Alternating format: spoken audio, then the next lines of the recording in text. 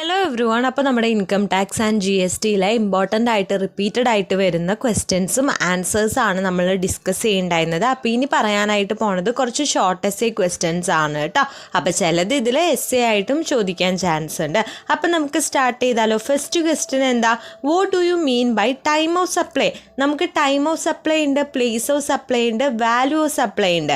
അതിൽ ഏറ്റവും ഇമ്പോർട്ടൻ്റ് ആയിട്ട് ചോദിച്ചു കണ്ടിട്ടുള്ള ഒന്നാണ് ടൈം ഓഫ് സപ്ലൈ എന്ന് പറയുന്നത്.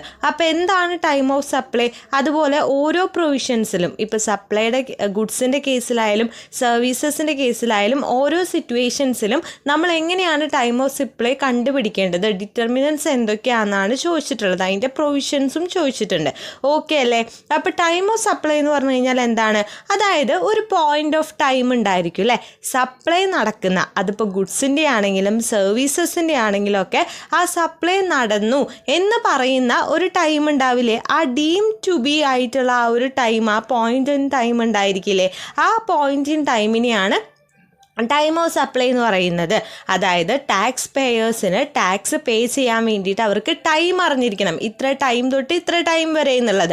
അപ്പോൾ ആ ടൈം അറിയാൻ വേണ്ടിയിട്ട് അത് ഡിറ്റർമിനൻറ്റ് ചെയ്യാൻ വേണ്ടിയിട്ട് ഗുഡ്സിൻ്റെയും സർവീസസിൻ്റെയും സപ്ലൈ നടന്നു എന്ന് പറയുന്ന ആ ഒരു പോയിൻ്റ് ഓഫ് ടൈമിനെയാണ് നമ്മൾ എന്തെന്ന് പറയണത്? ടൈം ഓഫ് സപ്ലൈ എന്ന് പറയുന്നത്.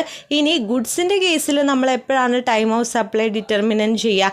അതായത് time of supply of goods is the earliest of 3 situations പറയും. ഈ സിറ്റുവേഷൻസിൽ ഏറ്റവും ആദ്യം ഏതാണോ നടക്കുന്നത് അതിനെയാണ് ഗുഡ്സിൻ്റെ ടൈം ഓഫ് സപ്ലൈ ആയിട്ട് നമ്മൾ ട്രീറ്റ് ചെയ്യുക. അതായത് ഈ 3 പറയുന്ന സംഭവങ്ങളിൽ ഏതാണോ ആദ്യം നടക്കുന്നത്, ഏതാണോ നേരത്തെ നടക്കുന്നത്, അതായിരിക്കും നമ്മൾ ആ ഒരു ഗുഡിൻ്റെ ടൈമായിട്ട് ട്രീറ്റ് ചെയ്യുന്നുണ്ടായിരിക്കുക. ഏതൊക്കെ കേസസ് ആണ്? ഒന്ന്, date of issue of invoice issue ചെയ്യുന്ന ആ ഒരു ഡേറ്റ്, അല്ലെങ്കിൽ last date on which invoice should have been issued, അതായത് ഇൻവോയ്സ് ഇഷ്യൂ ചെയ്തിരിക്കേണ്ട ലാസ്റ്റ് ദിവസം, അല്ലെങ്കിൽ date of receipt of advance or പേയ്മെൻറ്റിൻ്റെ അല്ലെങ്കിൽ അഡ്വാൻസിൻ്റെ റെസിപ്റ്റിൻ്റെ ഡേറ്റ്. ഈ 3 ഡേറ്റുകളിൽ ഏത് ഡേറ്റ് ആണോ ആദ്യം വരുന്നത് അതാണ് ഗുഡ്സിൻ്റെ ടൈം ഓഫ് സപ്ലൈ ആയിട്ട് നമ്മൾ എടുക്കുക. ഒന്നെങ്കിൽ നമ്മുടെ ഇൻവോയ്സ് ഇഷ്യൂ ചെയ്ത ഡേറ്റ് ആയിരിക്കും, അല്ലെങ്കിൽ നമ്മൾ ഇൻവോയ്സ് ഇഷ്യൂ ചെയ്യണം എന്ന് പറഞ്ഞിട്ട് വെച്ചിട്ടുള്ള ലാസ്റ്റ് ഡേറ്റ് ആയിരിക്കും, അല്ലെങ്കിൽ അഡ്വാൻസ് അല്ലെങ്കിൽ എന്തെങ്കിലും പേയ്മെൻറ്റ് ചെയ്തതിൻ്റെ റെസിപ്റ്റിൻ്റെ ഡേറ്റ്. ഈ 3 ഡേറ്റിൽ ഏതാണോ ആദ്യം വരുന്നത് അതാണ് നമ്മൾ time of supply of goods ആയിട്ട് ട്രീറ്റ് ചെയ്യുന്നത്. ഇനി സർവീസസിൻ്റെ കേസിൽ time of supply of services ആയിട്ട് നമ്മൾ ട്രീറ്റ് ചെയ്യുന്നത് ഇതുപോലെ തന്നെ 3 സിറ്റുവേഷൻസ് പറയുന്നുണ്ട്. അതിൽ ഏറ്റവും ആദ്യം ഏതാണോ വരുന്നത് അതാണ് നമ്മൾ time of supply of services ആയിട്ട് ട്രീറ്റ് ചെയ്യുക. ഏതൊക്കെയാണ്? ഫസ്റ്റ് വൺ, നമ്മൾ ആദ്യം പറഞ്ഞ പോലെ ഗുഡ്സിൻ്റെ കേസ് പറഞ്ഞ പോലെ തന്നെ ഇൻവോയ്സ് ഇഷ്യൂ ചെയ്യുന്ന date of issue of invoice. Second, advance അല്ലെങ്കിൽ പേയ്മെൻറ്റ് ചെയ്തതിൻ്റെ റെസിപ്റ്റിൻ്റെ ഡേറ്റ്, അല്ലെങ്കിൽ date of provision of services provision ചെയ്ത ഡേറ്റ്. ഈ 3 ഡേറ്റിൽ ഏറ്റവും ആദ്യം ഏതാണോ വരുന്നത് അതാണ് സപ്ലൈ ഓഫ് സർവീസസിൻ്റെ ടൈമായിട്ട് നമ്മൾ ട്രീറ്റ് ചെയ്യുന്നത്. ഒന്നെങ്കിൽ ഇഷ്യൂ ഓഫ് ഇൻവോയ്സിൻ്റെ ഡേറ്റ്, അല്ലെങ്കിൽ അഡ്വാൻസ് അല്ലെങ്കിൽ പേയ്മെൻറ്റിൻ്റെ റെസിപ്റ്റിൻ്റെ ഡേറ്റ്, അല്ലെങ്കിൽ date of provision of services. Okay അല്ലേ? അപ്പോൾ ഇങ്ങനെ 2 പ്രൊവിഷൻസ് ആണ് നമ്മുടെ ടൈം ഓഫ് സപ്ലൈയിൽ വരുന്നത്. ഒന്ന് ടൈം ഓഫ് സപ്ലൈ ഓഫ് ഗുഡ്സും ഒന്ന് ടൈം ഓഫ് സപ്ലൈ ഓഫ് സർവീസസും ആണ്. ഓക്കെ അല്ലേ? ക്ലിയർ അല്ലേ? നെക്സ്റ്റ് ക്വസ്റ്റ്യൻ ആണ്, give any 10 transactions where quoting PAN is compulsory. PAN, permanent account number അല്ലേ? പാൻ എന്താണെന്നൊക്കെ നമ്മൾ 2 മാർക്ക് ക്വസ്റ്റ്യൻ പഠിച്ചപ്പോൾ അവിടെ പഠിച്ചിട്ടുണ്ടായി. അപ്പോൾ പാൻ കമ്പൽസറി ആയിട്ട് വേണ്ട ഒരു 10 ട്രാൻസാക്ഷൻസ് പറയാനായിട്ടാണ് നമ്മളോട് പറഞ്ഞിട്ടുള്ളത്. അപ്പോൾ എന്തൊക്കെ 10 ട്രാൻസാക്ഷൻസ് ആണുള്ളത്? നമ്മുടെ ഇൻകം നമ്മുടെ എക്സംഷൻ ലിമിറ്റിനേക്കാളും കൂടുതലാവുകയാണെങ്കിൽ അല്ലേ, നമുക്ക് ഒരു എക്സംഷൻ ലിമിറ്റ് ഉണ്ട്, ആ ലിമിറ്റിനേക്കാളും കൂടുതൽ നമ്മുടെ ഇൻകം എക്സീഡ് ചെയ്യുകയാണെന്നുണ്ടെങ്കിൽ നമ്മൾ പാൻ എന്ത് ചെയ്യേണ്ടതായിട്ട് വരും? കോട്ട് ചെയ്യേണ്ടതായിട്ട് വരും. അതുപോലെ തന്നെ liable to pay tax on behalf of other person, വേറെ ഏതെങ്കിലും ഒരു പേഴ്സണ് വേണ്ടിയിട്ട് നമ്മൾ എന്ത് ചെയ്യേണ്ടതായിട്ടുണ്ട്? ടാക്സ് പേ ചെയ്യേണ്ടതായിട്ടുണ്ട് എന്നുണ്ടെങ്കിൽ നമ്മുടെ പാൻ എന്ത് ചെയ്യേണ്ടതായിട്ട് വരും? കോട്ട് ചെയ്യേണ്ടതായിട്ട് വരും. അതുപോലെ തന്നെ നമ്മുടെ എന്തെങ്കിലും ഇമ്മൂവബിൾ ആയിട്ടുള്ള പ്രോപ്പർട്ടി സെയിൽ ചെയ്യുകയോ പർച്ചേസ് ചെയ്യുകയോ ഒക്കെ ചെയ്യുകയാണെങ്കിൽ പാൻ കോട്ട് ചെയ്യണം. അതുപോലെ തന്നെ ഒരു ടൈം ഡെപ്പോസിറ്റ് നമ്മൾ 50,000-നേക്കാളും കൂടുതൽ ഡെപ്പോസിറ്റ് ചെയ്യുന്നുണ്ട് ബാങ്കിലെങ്കിൽ അവിടെ നമ്മൾ എന്ത് കോട്ട് ചെയ്യണം? പാൻ കോട്ട് ചെയ്യണം. അതുപോലെ തന്നെ നമ്മുടെ ഡെപ്പോസിറ്റ് അഗ്രഗേറ്റ് ചെയ്യുമ്പോൾ 50,000-നേക്കാളും കൂടുതലുണ്ട് എന്നുണ്ടെങ്കിലും നമ്മൾ എന്ത് ചെയ്തിരിക്കണം? പാൻ കോട്ട് ചെയ്തിരിക്കണം. ഒരു ഡിമാറ്റ് അക്കൗണ്ട് ഓപ്പൺ ചെയ്യുമ്പോൾ നമ്മൾ എന്ത് ചെയ്തിരിക്കണം? പാൻ കോട്ട് ചെയ്തിരിക്കണം. അതുപോലെ തന്നെ നമ്മൾ മ്യൂച്വൽ ഫണ്ട്, ഒരു purchase of unit of mutual fund നടത്താണ് 50,000 അല്ലെങ്കിൽ കൂടുതലുണ്ടെങ്കിൽ നമ്മൾ പാൻ കോട്ട് ചെയ്യണം. എന്ത് 50,000-നേക്കാളും കൂടുതലുണ്ടെങ്കിൽ നമ്മൾ പാൻ കോട്ട് ചെയ്യണം കേട്ടോ. 50,000 ആണ് ആ ഒരു ലിമിറ്റ്. അതിനേക്കാളും കൂടുതലുണ്ടെങ്കിൽ നമ്മൾ എന്ത് ചെയ്തിരിക്കണം? പാൻ കോട്ട് ചെയ്തിരിക്കണം. അതുപോലെ തന്നെ ലൈഫ് ഇൻഷുറൻസ് പ്രീമിയം 50,000-നേക്കാളും കൂടുതൽ പേയ്മെൻറ്റ് നടത്തുന്നുണ്ടെങ്കിൽ പാൻ നമ്മൾ കോട്ട് ചെയ്തിരിക്കണം. അതുപോലെ തന്നെ നമ്മൾ ബാങ്കിങ് കമ്പനിക്ക് വേണ്ടിയിട്ട് ക്രെഡിറ്റ് കാർഡോ ഡെബിറ്റ് കാർഡോ ഒക്കെ അപ്ലിക്കേഷൻ ചെയ്യുന്നുണ്ട് എന്നുണ്ടെങ്കിൽ എന്ത് ചെയ്യണം? പാൻ കോട്ട് ചെയ്യണം. ബാങ്ക് ഡ്രാഫ്റ്റ് 50,000-നേക്കാളും കൂടുതൽ പർച്ചേസ് ചെയ്യുന്നുണ്ടെങ്കിൽ നമ്മൾ നമ്മുടെ പാൻ എന്ത് ചെയ്തിരിക്കണം? കോട്ട് ചെയ്തിരിക്കണം. ഈ 10 ട്രാൻസാക്ഷൻസിൻ്റെ കേസിലാണ് എന്ത് വരുന്നത്? പാൻ കോട്ടിങ് കമ്പൽസറി ആയിട്ട് വരുന്നത്. അതിൽ മെയിനായിട്ട് ഓർത്തിരിക്കേണ്ട പോയിന്റ് എന്താണ്? 50,000 ആണ് ആ ഒരു ലിമിറ്റ് എന്ന് പറയുന്നത്. ആ 50,000-നേക്കാളും കൂടുതൽ നമ്മൾ ഡെപ്പോസിറ്റ് ആയിക്കോട്ടെ, നമ്മുടെ അഗ്രിഗേറ്റ് ഡെപ്പോസിറ്റ് ആയിക്കോട്ടെ, ലൈഫ് ഇൻഷുറൻസ് പ്രീമിയം ആയിക്കോട്ടെ, എന്ത് തന്നെയാണെങ്കിലും നമ്മൾ എന്ത് ചെയ്തിരിക്കണം? പാൻ കോട്ട് ചെയ്തിരിക്കണം. ഓക്കെ അല്ലേ? ക്ലിയർ അല്ലേ? നെക്സ്റ്റ് ക്വസ്റ്റ്യൻ ആണ്, what do you mean by carry forward and set off of losses? എന്താ carry forward and set off of losses എന്ന് പറഞ്ഞു കഴിഞ്ഞാൽ, അതായത് നമുക്ക് ഒരു വർഷം നമുക്ക് എന്ത് വന്നു? ഒരു ലോസ് വന്നു.